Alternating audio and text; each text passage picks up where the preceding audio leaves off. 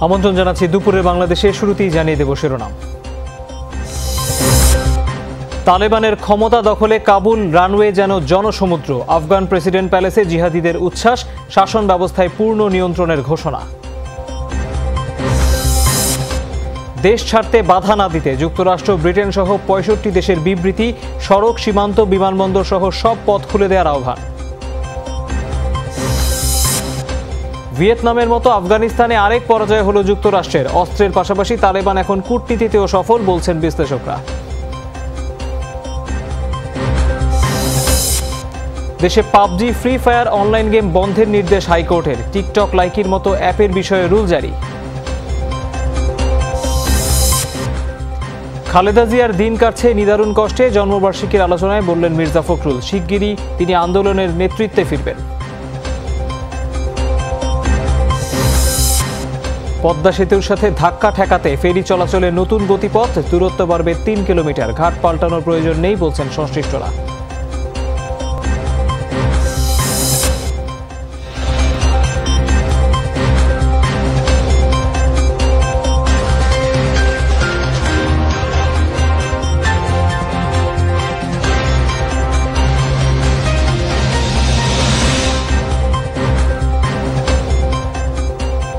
দেখছিলেন শিরোনামগুলো। এছাড়াও দেশ বিদেশের আরো খবর নিয়ে দুপুরের বাংলাদেশে আপনাদের সাথে আছি আমি তৌহিদ হোসেন। দর্শক, শুরুতেই আপনাদেরকে আবারও মনে করাতে চাই, আপনারা সবাই কিছুক্ষণ পরপর হ্যান্ড স্যানিটাইজার দিয়ে হাত ভালোভাবে জীবাণুমুক্ত করে নেবেন। পুরো খবরে যাচ্ছি। কাবুলের পর আফগান প্রেসিডেন্ট প্যালেসের নিয়ন্ত্রণ নিল তালেবানরা। কাতার ভিত্তিক গণমাধ্যম আল জাজিরা এই ভিডিও প্রকাশ করেছে। এতে দেখা যায় প্রেসিডেন্টের চেয়ার এবং মিটিংয়ের টেবিলে বসে রয়েছেন তালেবান সদস্যরা। এ সময় কাবুলের সব সরকারি স্থাপনা এবং গুরুত্বপূর্ণ কার্যালয়ে নিয়ন্ত্রণ প্রতিষ্ঠার কথা পড়ে শোনান এক তালেবান নেতা। খুব শিগগিরই ইসলামী শাসন ব্যবস্থা কায়েমের ঘোষণাও আসে। এদিকে তালেবান মুখপাত্র জাবিউল্লাহ মুজাহিদিন জানিয়েছেন, কাবুলের সব দূতাবাস, বিদেশি কূটনীতিক এবং রাজধানীবাসীর নিরাপত্তার দায়িত্ব বর্তমানে তাদের। একই সময় ভিডিও বার্তায় তালেবানের জ্যেষ্ঠ নেতা মোল্লা আব্দুল ঘানি বারাদার জানান, এই বিজয়ে উল্লসিত বা অহংকার করার কোনো প্রয়োজন নেই, কারণ একমাত্র আল্লাহর ইচ্ছাতেই এমন সাফল্য এসেছে। সমন্বয় পরিষদের সাথে আলোচনার পরেই ক্ষমতার পূর্ণাঙ্গ স্বাদ পাবে তালেবান, এমনটাও জানান ওই নেতা। এই বিজয়ে আফগানিস্তানের সব বাসিন্দাদের অভিনন্দন। একই সাথে তালেবান মুজাহিদদের বলতে চাই, অনাকাঙ্ক্ষিত এবং দ্রুততার সাথে আমরা সাফল্যে পৌঁছেছি। আল্লাহর ইচ্ছায় সেটা সম্ভব হয়েছে, সুতরাং অহংকার করা চলবে না। আস্তে আস্তে গোটা জাতির দায়িত্ব নেব আমরা। নিরাপদ এবং সুরক্ষিত ভবিষ্যৎ গড়ব আফগানদের। ভয়াবহ রক্তক্ষয় এড়াতেই সংঘাতের মাঝে আফগানিস্তানের ত্যাগ। রোববার রাতে ফেসবুক পোস্টেই দাবি করেছেন প্রেসিডেন্ট আশরাফ ঘানি। বর্তমানে প্রতিবেশী দেশ তাজিকিস্তানে আশ্রয় নিয়েছেন তিনি। দিনভর নানা নাটকীয়তার পর ঘানি এই বিবৃতি দিলেন। তার অভিযোগ, অগণিত আফগানদের হত্যা করা হলে বা কাবুলকে ধ্বংসের মুখে ঠেলে দিলে সেটা হবে চরম মানবিক বিপর্যয়। আরও বলেন, যেহেতু দেশের পূর্ণাঙ্গ নিয়ন্ত্রণ নিয়েছে, সুতরাং আফগানদের সম্মান সম্পদ রক্ষার দায়িত্ব এখন তালেবানদের। তবে আফগানিস্তানের জন্য কাজ করতে কখনোই পিছপা হবেন না, এমনটাও জানিয়েছেন ঘানি। এদিকে দেশবাসীকে শান্ত থাকার আহ্বান জানিয়েছেন আফগানিস্তানের শীর্ষস্থানীয় রাজনীতিবিদরা। ক্ষমতা হস্তান্তরের বিষয়ে সমঝোতার জন্য তালেবানের কাছে সময় চেয়েছেন তারা। সমঝোতা আলোচনার মাধ্যমে কাবুল সংকটের সমাধান করা সম্ভব। তালেবান যোদ্ধা ও নিরাপত্তা বাহিনীকে বলবো, সেখানেই থাকুন, দিন আফগানদের সর্বোচ্চ সুরক্ষা। আর দেশবাসীর প্রতি অনুরোধ, ঘরে থাকুন। তালেবানের সাথে আলোচনার মাধ্যমে অবশ্যই একটি গন্তব্যে পৌঁছাবো আমরা। কাবুলবাসীদের জন্য সত্যি আজ কঠিন একটি দিন। দেশকে এমন পরিস্থিতির মধ্যে রেখেই সাবেক প্রেসিডেন্ট আশরাফ ঘানি চলে গেছেন। সৃষ্টিকর্তা এবং আফগানিস্তানের সাধারণ মানুষ তার এমন আচরণের বিচার করবেন। আমি দেশের মানুষকে এখন শান্ত থাকার অনুরোধ করব, আর তালেবানকে বলবো, আলোচনার জন্য আমাদের একটু সময় দিন। আবারও আফগানিস্তানের শাসন ফিরল তালেবানের হাতে। নানা নাটকীয়তা, মাত্র 3.5 মাসের ব্যবধানে ঘটল কাবুলের পতন। তালেবানের দাবি, দেশ পুনর্গঠন, আফগানদের নিরাপত্তা প্রদানই তাদের মূল লক্ষ্য। অন্যদিকে রক্তপাতহীন ক্ষমতা হস্তান্তরের জন্য তালেবানের কাছে সময় চেয়েছে আফগান সমন্বয় পরিষদ।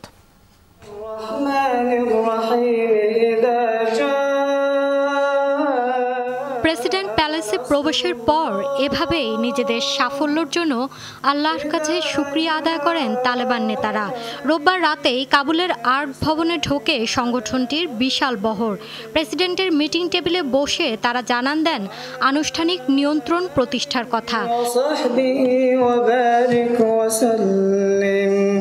তালেবান মুখপাত্র জানান, কাবুলের সব দূতাবাস, বিদেশি কূটনীতিক এবং রাজধানীবাসীর নিরাপত্তার দায়িত্ব বর্তমানে তাদের।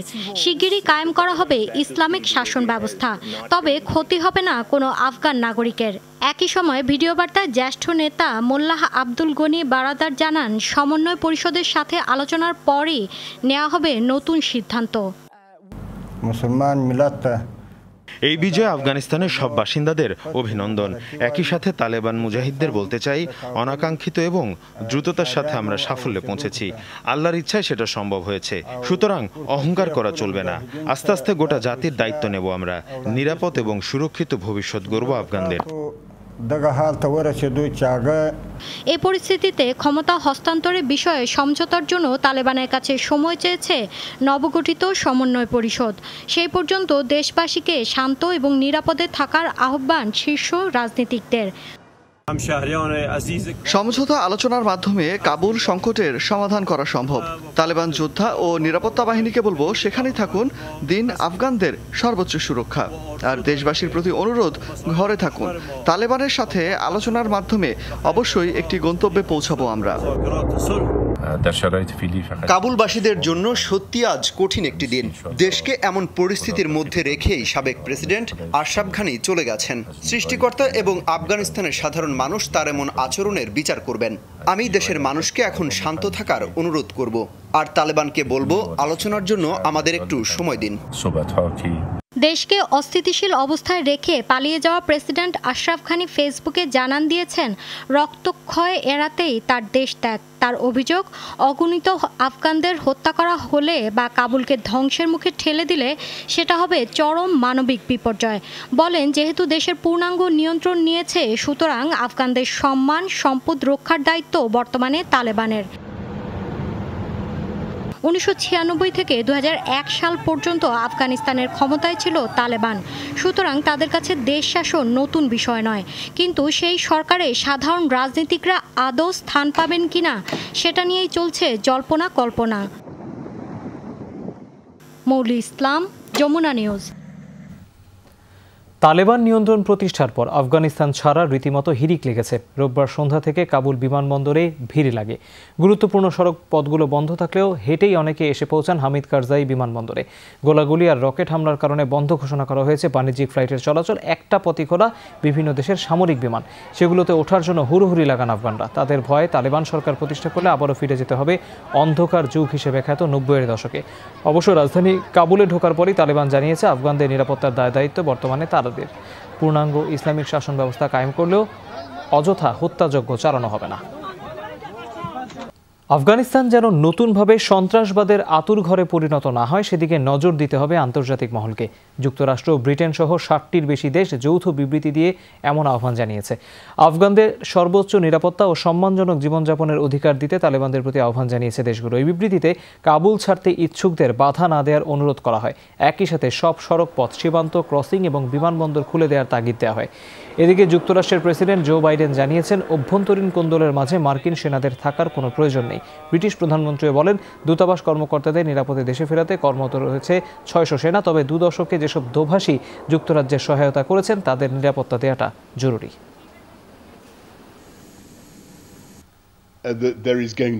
আফগানিস্তান যেন সন্ত্রাসবাদের আতুরঘরে পরিণত না হয়, সেজন্য আমাদের ঐক্যবদ্ধ হওয়া প্রয়োজন। ন্যাটো সদস্যদের মধ্যে কেউ তালেবানের সাথে দ্বিপাক্ষিক সম্পর্কে জড়াবে না, এমনটাই সিদ্ধান্ত এসেছে। এর পাশাপাশি গেল 20 বছরে যারা ব্রিটিশ সেনাদের সহযোগিতা করেছেন, তাদের প্রতিদানের সময় এখন। এই মুহূর্তে 2000-এর বেশি আফগান পরিবারকে উদ্ধারে কাজ করছে দূতাবাস। ভীতিকর পরিস্থিতি বা অস্ত্রের ঝনঝনানি নয়, বরং এবার ক্ষমতায় আসার আগে কূটনীতিকে গুরুত্ব দিচ্ছে তালেবান।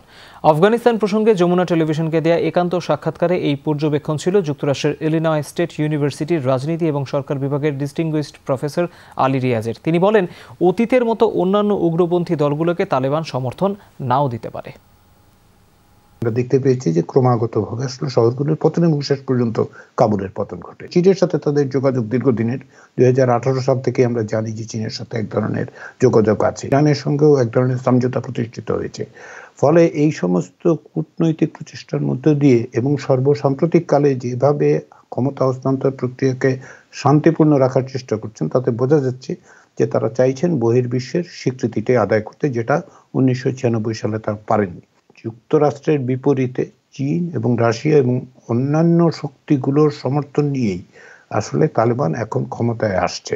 1996 থেকে 2001 পর্যন্ত তালেবান যে শাসন ব্যবস্থা চালু করেছিল, তাতে করে এক ধরনের শাসন ব্যবস্থা যেটা অত্যন্ত নিপীড়নমূলক এবং মানবাধিকার পরিপন্থী। এই কারণে উদ্বেগ। এগুলো অন্যত্র সহিংস উগ্রবাদী গোষ্ঠীগুলোকে উৎসাহিত করবে। নিঃসন্দেহে তালেবানের বিজয় তাদেরকে উৎসাহিত করবে। আপনাদের হয়তো মনে থাকবে যে মুজাহিদিনরা যখন কাবুল দখল করে, তার পরপরই কিন্তু এমনকি ঢাকায়ও হারকাতুল জিহাদুল ইসলামের বাংলাদেশ শাখার ঘোষণা দেওয়া হয়েছিল। ফলে এগুলো উৎসাহিত করবে, কিন্তু তালেবান নিজেরাই এই ধরনের সহিংস উগ্রবাদী সংগঠনগুলোকে সমর্থন দেবে কিনা নতুন পরিস্থিতিতে সেটা প্রশ্নবিদ্ধ থেকে যাচ্ছে। তারা প্রতিশ্রুতি দিয়েছে দেবে না। এদিকে আফগানিস্তানের বর্তমান প্রেক্ষাপটে গুরুত্বপূর্ণ হয়ে উঠেছেন তালেবান নেতারা। কে আসছেন দলটির পক্ষ থেকে সরকারের নেতৃত্ব দিতে, তা নিয়ে চলছে জল্পনা কল্পনা। আলোচনা শীর্ষে রয়েছেন তালেবানের রাজনৈতিক শাখার প্রধান মোল্লা আবদুল্লাহ গনি বারাদার। তালেবানের অন্যতম এই সহ প্রতিষ্ঠাতা আলোচনায় আসেন দোহা শান্তি আলোচনায় বেশ কিছু বৈঠকে নেতৃত্ব দিয়ে। কূটনৈতিক প্রচেষ্টা এবং উদ্যোগের কারণে তাকেই সরকারের প্রধান হিসেবে মনে করা হচ্ছে। ধর্মীয় নেতা হিসেবে আব্দুল গনিকে বারাদারের ব্যাপক প্রভাব রয়েছে তৃণমূল পর্যায়ের সদস্যদের মাঝে। 2016 সালে তালেবান প্রধান আক্তার মনসুর নিহত হওয়ার পর দলটির সার্বিক নেতৃত্বে আসেন হাইবাতুল্লাহ আখুনজাদা। দলীয়ভাবে তিনি পরিচিত বিশ্বস্ত নেতা হিসেবে। আখুনজাদা বর্তমানে তালেবানের একমাত্র শীর্ষ নেতা, যিনি দলটির রাজনৈতিক, ধর্মীয়, সামরিক বিষয়ে সিদ্ধান্ত গ্রহণের ক্ষমতা রাখেন। আফগান সরকারের নেতৃত্বে তিনিও আছেন আলোচনায়। বর্তমানে তালেবানের সামরিক শাখার প্রধান মোল্লা মোহাম্মদ ইয়াকুব। সরকার গঠনে তিনিও আছেন আলোচনায়। তালেবানের প্রতিষ্ঠাতা মোল্লা ওমরের ছেলে ইয়াকুব গেল কয়েক বছর ধরেই সংগঠনের গুরুত্বপূর্ণ ভূমিকা রাখছেন। সমালোচিত সশস্ত্র সংগঠন হাক্কানি নেটওয়ার্কের 2 কমান্ডার সিরাজউদ্দিন হাক্কানি এবং আব্দুল হাকিম হাক্কানিও আছেন এই তালিকায়। হাক্কানি নেটওয়ার্ক বর্তমানে পাকিস্তান, আফগানিস্তান সীমান্তে তালেবানের অর্থনৈতিক ও সামরিক কর্মকাণ্ড পরিচালনা করছে। আফগানিস্তানে তালেবানের অবিশ্বাস্য প্রত্যাবর্তনে প্রশ্ন উঠেছে দীর্ঘ 20 বছরের মার্কিন অভিযানের যৌক্তিকতা ও সাফল্য নিয়ে। মার্কিন নাগরিক ও কূটনীতিকদের তড়িঘড়ি কাবুল ছাড়াকে অনেকেই তুলনা করছেন ভিয়েতনামের সাইগন থেকে পলায়নের সাথে। বলা হচ্ছে লড়াইয়ের ময়দানে আরও একটি পরাজয় হলো যুক্তরাষ্ট্রের, যদিও আফগানিস্তান অভিযানে পলায়ন, পরাজয় বা ব্যর্থতার কথা স্বীকার করতে নারাজ দেশটি। রোববার সারাদিনই কাবুলের আকাশে উঠতে দেখা গেছে এসব মার্কিন হেলিকপ্টারকে। তড়িঘড়ি মার্কিন কর্মকর্তা ও নাগরিকদের সরিয়ে নিতে এই ব্যস্ততা। ব্যাগ বস্তা নিয়ে দূতাবাস থেকে মার্কিনীদের গন্তব্য বিমানবন্দর। কাবুল থেকে দল বেঁধে বিদায় নেয়ার এই দৃশ্য যেন ফিরিয়ে এনেছে 46 বছর আগের দৃশ্যপট। ভিয়েতনাম যুদ্ধে হারের পর সাইগন থেকে হেলিকপ্টারে পালায়নের ঘটনারই যেন পুনরাবৃত্তি ঘটেছে কাবুলে। মাত্র 2 দিন আগেও মার্কিন গোয়েন্দাদের পূর্বাভাস ছিল কাবুলে ঢুকতে অন্তত 30 দিন সময় লাগবে তালেবানের। কিন্তু রোববারের নাটকীয়তায় ভোজবাজির মতো পাল্টে যায় পরিস্থিতি। অবিশ্বাস্য গতিতে তালেবানের অগ্রযাত্রার জন্য আফগান বাহিনীর উপর দোষ চাপাচ্ছে যুক্তরাষ্ট্র। নিজেদের দেশকে রক্ষায় আফগান বাহিনীর ভয়াবহ ব্যর্থতা দেখা গেছে গত সপ্তাহে। অথচ গত 20 বছরে আমরা শত শত কোটি ডলার বিনিয়োগ করেছি তাদের জন্য। কিন্তু দুর্ভাগ্যজনক হলো সত্য, তারা প্রতিরোধ করতে ব্যর্থ হয়েছে। এই মুহূর্তে স্বাভাবিকভাবেই সর্বোচ্চ অগ্রাধিকার হলো আমাদের কর্মীদের নিরাপত্তা নিশ্চিত করা। আফগানিস্তান থেকে মার্কিনীদের সরিয়ে নিতে 3000 সেনা পাঠানোর ঘোষণা ছিল ওয়াশিংটনের। কিন্তু ঘটনার আকস্মিকতায় অতিরিক্ত সেনা পৌঁছানোর আগেই শুরু করতে হয় উদ্ধার অভিযান। তাড়াহুড়ো করে নাগরিকদের সরালেও একে পলায়ন বলতে নারাজ যুক্তরাষ্ট্র। তবে যে পরিস্থিতিতে যেভাবে মার্কিনীরা আফগানিস্তান ছাড়ছে, তাতে সমালোচনার ঝড় উঠেছে যুক্তরাষ্ট্রেই।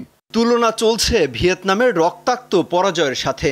58,000-এর বেশি সেনার মৃত্যুর পর ভিয়েতনাম ছাড়া মার্কিন সামরিক ইতিহাসের অন্যতম লজ্জাজনক অধ্যায়। সে তুলনায় আফগানিস্তানে প্রাণহানি অনেক কম হলেও মার্কিন ইতিহাসের সবচেয়ে দীর্ঘ অভিযানের প্রাপ্তি কি, উঠেছে সেই প্রশ্ন।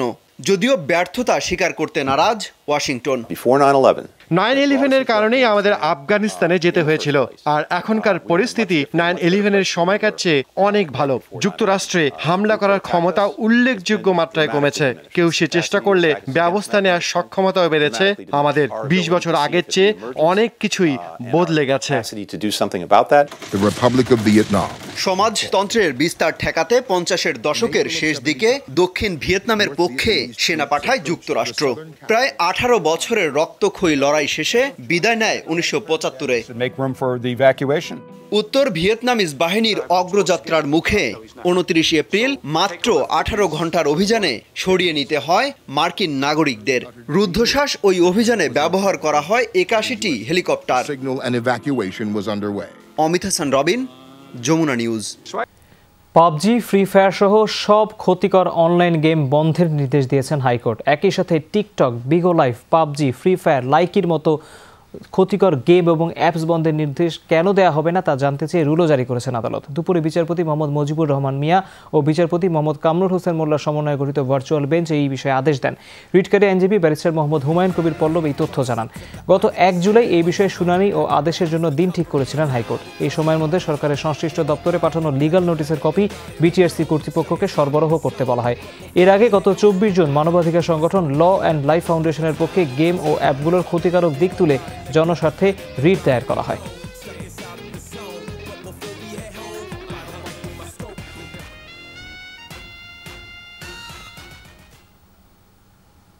দর্শক, এই বিষয়ে আরো জানতে আমরা হাইকোর্ট প্রাঙ্গণে যাচ্ছি। আমাদের সহকর্মী ইব্রাহিম খলিল যোগ দিচ্ছেন। ইব্রাহিম, আদালত আর কি বলেছেন? কারণ অনেক ধরনের গেম এবং অ্যাপ রয়েছে, এই ধরনের সবগুলোর বিষয়ে নিশ্চয়ই সিদ্ধান্ত দিয়েছেন।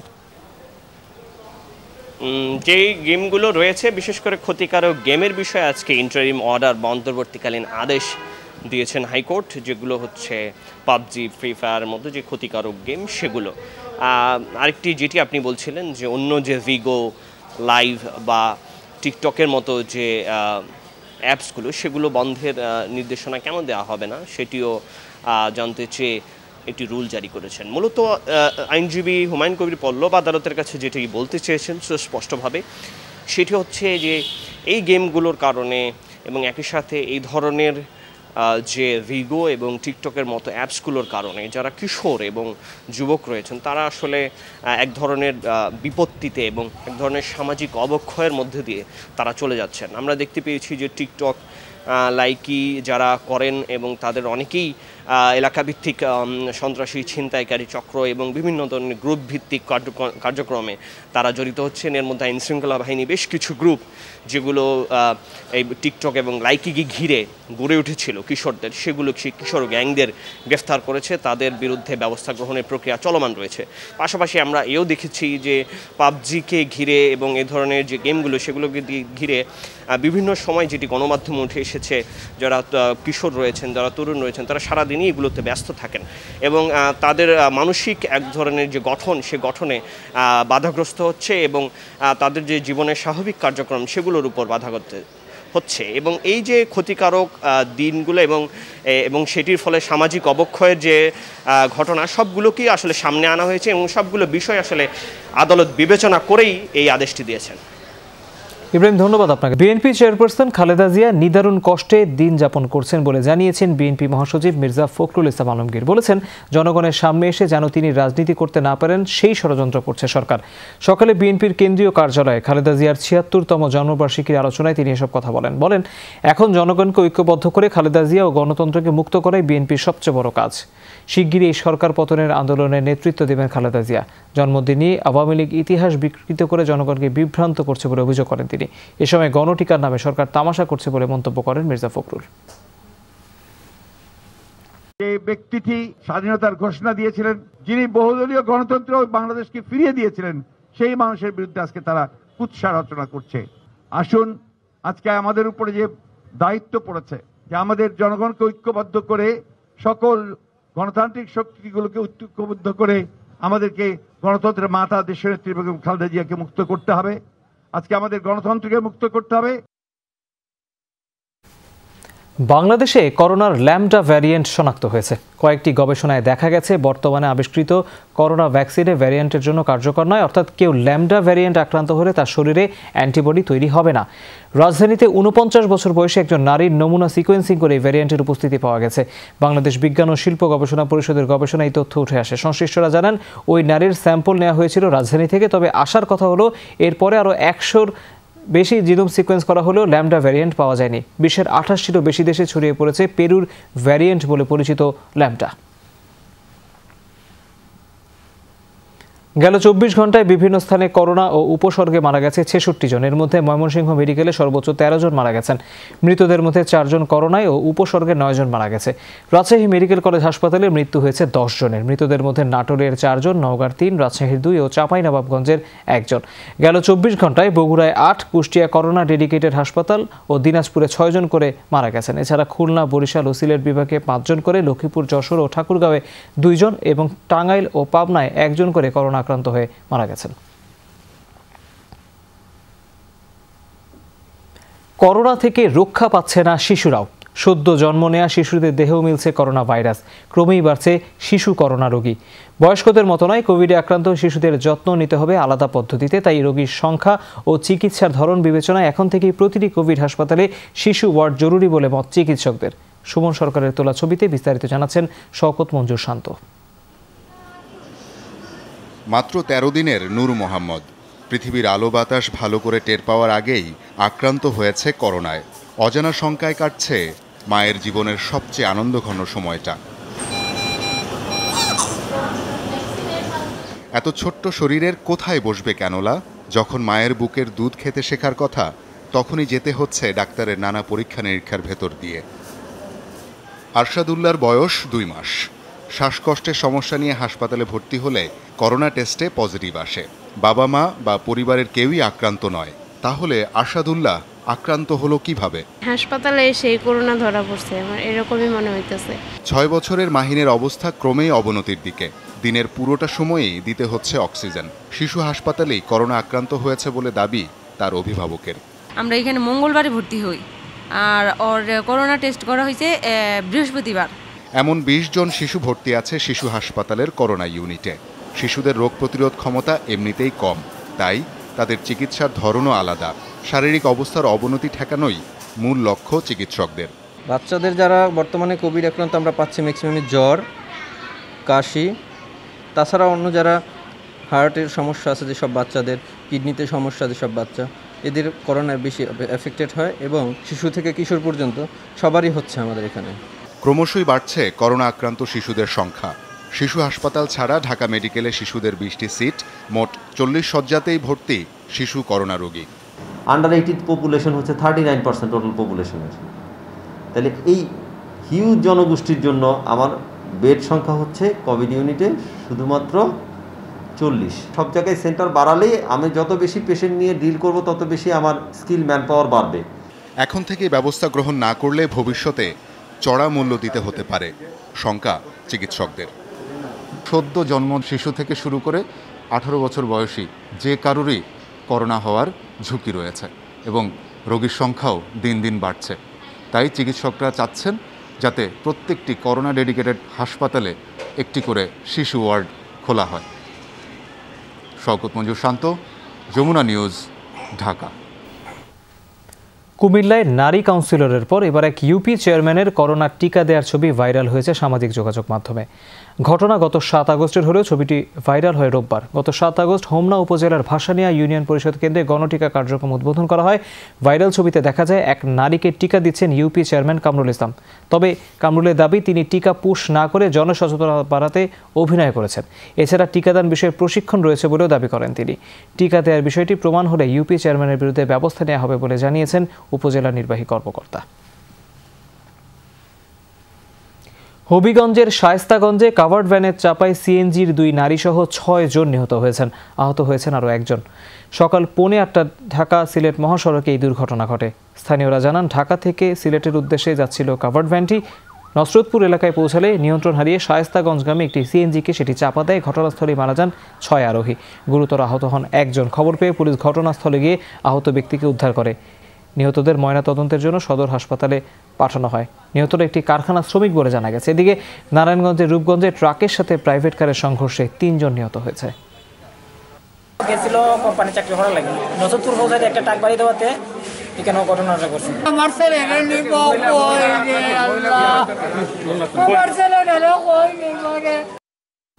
বিনা অপরাধে কারা ভোগ করা মিনুর মামলার তদন্ত কর্মকর্তা ও তার অপমৃত্যু মামলার তদন্ত কর্মকর্তাকে 1 সেপ্টেম্বর নথিসহ আদালতে হাজির হতে নির্দেশ দিয়েছেন হাইকোর্ট।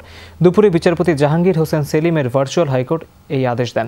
পাশাপাশি কারাগারে আসামিদের জন্য বায়োমেট্রিক পদ্ধতি চালু করতে সরকারের জবাবও চেয়েছেন আদালত। এ বিষয়ে 1 সেপ্টেম্বর জবাব দিতে বলা হয়েছে। খুনের মামলায় আসামি না হয়ে প্রায় 3 বছর কারাভোগ করে গত 16 জুন চট্টগ্রাম কেন্দ্রীয় কারাগার থেকে মুক্তি পান মিনু আক্তার। কারামুক্তির 13 দিনের মাথায় চট্টগ্রামের ফৌজদারহাট সংযোগ সড়কের আরেফিননগর এলাকায় সড়ক দুর্ঘটনায় আহত হন তিনি। 29 জুন চিকিৎসাধীন অবস্থায় মারা যান মিনু আক্তার। বারবার পদ্মা সেতুর পিলারে ধাক্কার ঘটনা ঠেকাতে শিমুলিয়া বাংলা বাজার নৌপথে ফেরির চলাচলের জন্য গতিপথ চূড়ান্ত করা হয়েছে। এতে 10 কিলোমিটার দীর্ঘ এই নৌপথের দূরত্ব বেড়ে প্রায় 13 কিলোমিটার হবে। সংশ্লিষ্টরা বলছেন, পিলারে ধাক্কা লাগার অজুহাতের একটি সুযোগ নিতে চাইছে একটি পক্ষ। কিছু উদ্যোগ নিলে ফেরি চলাচল নির্বিঘ্ন করা সম্ভব। কাকুলি মেকানিক্যাল ফেরি নিয়ন্ত্রণ কম হওয়ায় প্রবল স্রোতে ধাক্কা লাগতে পারে পিলারে। 11 আগস্ট ভারপ্রাপ্ত মাস্টার অফিসার এমন বিবরণ দিয়ে ফেরিটি স্থানান্তরের অনুরোধ করেছিলেন। দুদিন পর পরিণতি দেখেছে সবাই। 13 আগস্ট পদ্মা সেতুর 10 নম্বর পিলারে ধাক্কা দেয় কাকুলি।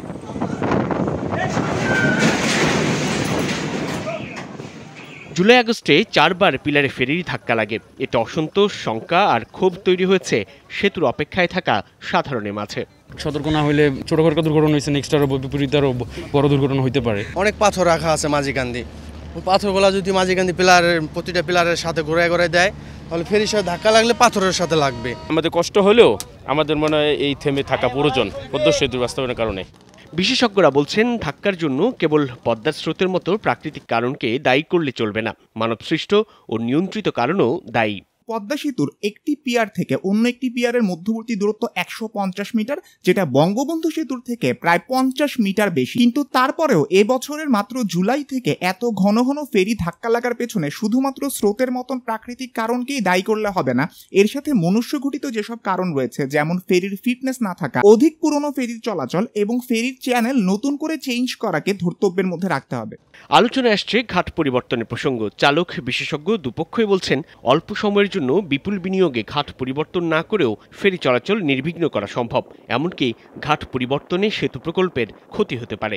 এটি যেন নদীর স্বাভাবিক গতিপথকে কোনোভাবে বাধাগ্রস্ত না করে, কারণ আমরা জানি গত বছরই শিমুলিয়া কাঁঠালবাড়ি নৌ রুটের মধ্যে 3 ও 4 নম্বর ঘাটে পদ্মার স্রোতের কারণে ভাঙন দেখা দেয়। এগার যদি বলবৎ থাকে তাহলে ওই যে আপনার মাঝিকান্দি পিলারের সাথে রাবার ফিন্ডারিং করার জন্য যদি কোনো ফেরি আসে ফুস করে বা ধাক্কা, পিলারেরও ক্ষতি হবে না, জাহাজেরও ক্ষতি হবে না।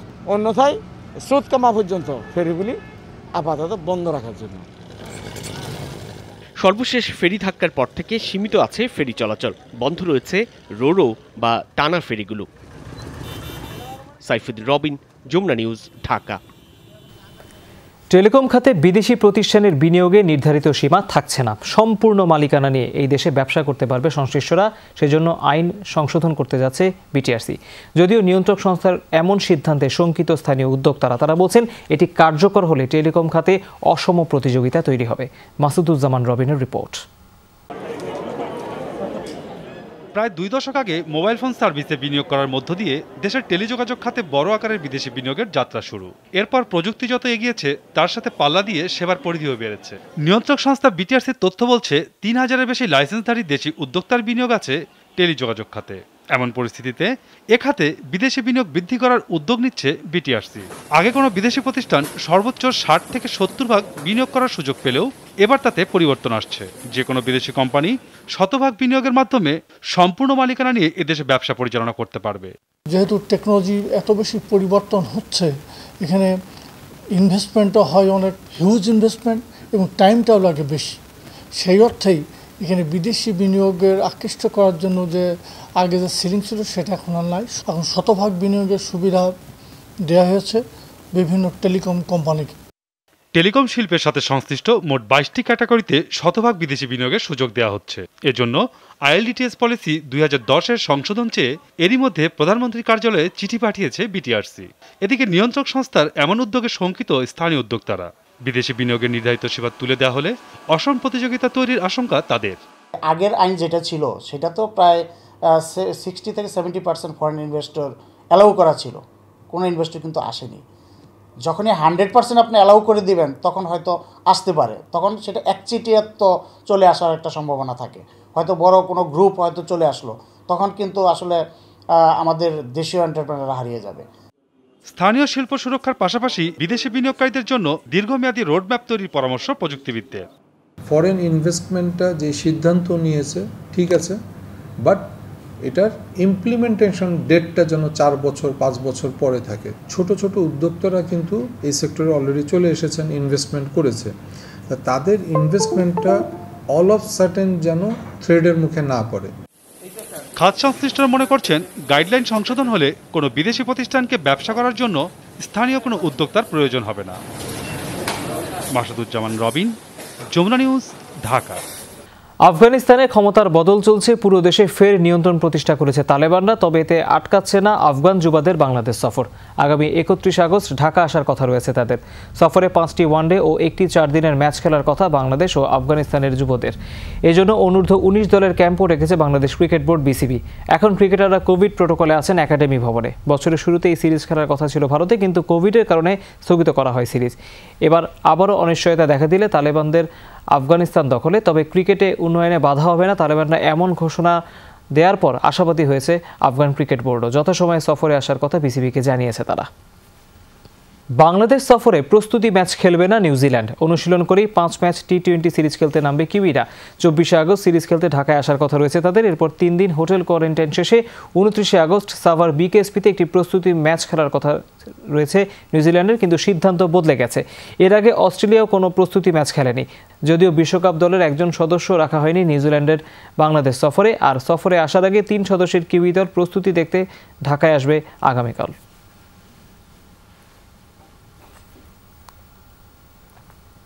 দর্শক, মন্ত্রণালয়ে আফগানিস্তানে চলমান পরিস্থিতি নিয়ে কথা বলছেন পররাষ্ট্র প্রতিমন্ত্রী শাহরিয়ার আলম।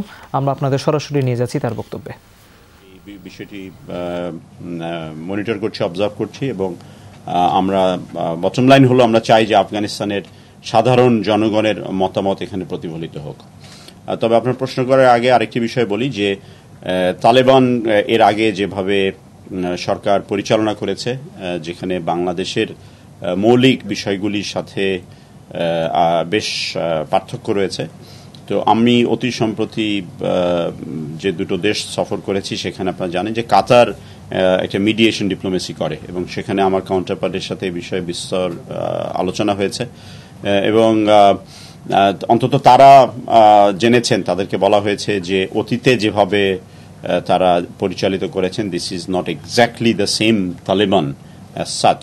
যদিও এটা তাদের আভ্যন্তরীণ বিষয়, কারণ এখানে ব্যক্তির স্বাধীনতা, সমাজের মানুষজন কীভাবে চলাফেরা করবেন, এরকম অনেক বিষয় ছিল যেটি আমাদের দেশের বা আমাদের সমাজের, আমরাও মুসলিম প্রধান একটি রাষ্ট্র, আমাদের সাথে মেলে না বিষয়গুলি।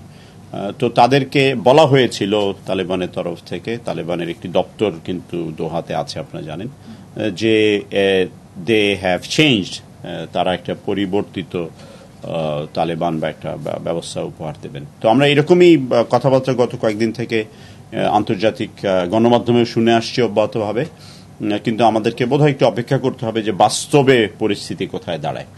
তবে সেইটাও একটু প্রিমেচিওর, কারণ হলো এখন একটি অন্তর্বর্তীকালীন সরকার হবে এবং একটি নির্বাচন হবে। সেই নির্বাচনে যে সরকার আসবেন, যিনি রাষ্ট্রপতি হবেন বা অন্যান্য মন্ত্রিসভায় যারা দায়িত্ব পালন করবেন, তারা কিভাবে আন্তর্জাতিক নিয়ম নীতি মেনে আমাদের সার্কের যে স্পিরিট, আমাদের দক্ষিণ এশিয়ার রাষ্ট্রগুলির যে স্পিরিট, সব দেশ যে সমানভাবে সেগুলি প্রতিপালন করছে বা করতে পারে তা নয়, এবং সর্বোপরি জাতিসংঘের বিভিন্ন যে ইনস্ট্রুমেন্ট আছে যেগুলির আলোকে আমরা আমাদের রাষ্ট্রগুলিকে এগিয়ে নিয়ে যাওয়ার চেষ্টা করি। দর্শক দেখছিলেন আফগানিস্তানের চলমান পরিস্থিতি নিয়ে পররাষ্ট্র প্রতিমন্ত্রী কথা বলছিলেন। দালালের খপ্পরে পড়ে ভারতে পাচার হওয়া 17 বছরের মেয়েকে নিজেই উদ্ধার করেছিলেন এক সাহসী মা। যমুনা টেলিভিশন এ নিয়ে সংবাদ প্রচারের পর পাচারকারী মূল হোতাদের গ্রেপ্তার করেছে র্যাব। এই বিষয়ে কারণবাজারে র্যাবের মিডিয়া সেন্টারে ব্রিফিং চলছে, আমরা আপনাদের সরাসরি নিয়ে যাচ্ছি সেখানে। ভিকটিম মা পাঞ্জিপাড়া এলাকার চেয়ারম্যান সহ বিভিন্ন মানুষের সহযোগিতায় তার মেয়েকে উদ্ধার করতে সক্ষম হয়। পরবর্তীতে বাংলাদেশে ফেরত আসাকালীন সময়ে পার্শ্ববর্তী দেশের নিরাপত্তারক্ষী বাহিনী বিএসএফ কর্তৃক আটক হয় অবৈধ অনুপ্রবেশের দায়ে। বিএসএফ ভিকটিম মা এবং ভিকটিম মেয়ের এই গল্প শুনে তারা ব্যথিত হন এবং তারা বিজিবির সাথে পতাকা বৈঠকের মাধ্যমে তাদেরকে বাংলাদেশে হস্তান্তর করেন। উক্ত ঘটনাটি দেশি বিদেশি বিভিন্ন সামাজিক যোগাযোগ মাধ্যম এবং গণমাধ্যমে বহুল প্রচারিত হয়। এহেন ঘটনায় আমরা মানবিকভাবে উদ্বেলিত হই। মানবিকতার দায়বদ্ধতা থেকে আমরা উক্ত ঘটনায় সংশ্লিষ্ট আসামিদের গ্রেফতারে উদ্যোগী হই। দর্শক র্যাবের ব্রিফিং দেখছিলেন। দুপুরে বাংলাদেশের প্রথম ঘন্টা থেকে এরই সাথে আমি বিদায় নিচ্ছি। পরের ঘন্টার খবর নিয়ে ফিরবেন সহকর্মী টুম্পা হাসান। যাওয়ার আগে আপনাদেরকে আবারও মনে করাতে চাই, সবাই ঘরের বাইরে সব জায়গায় নিরাপদে থাকতে কিছুক্ষণ পর হ্যান্ড স্যানিটাইজার দিয়ে হাত ভালোভাবে জীবাণুমুক্ত করে নেবেন। আমাদের সাথেই থাকুন।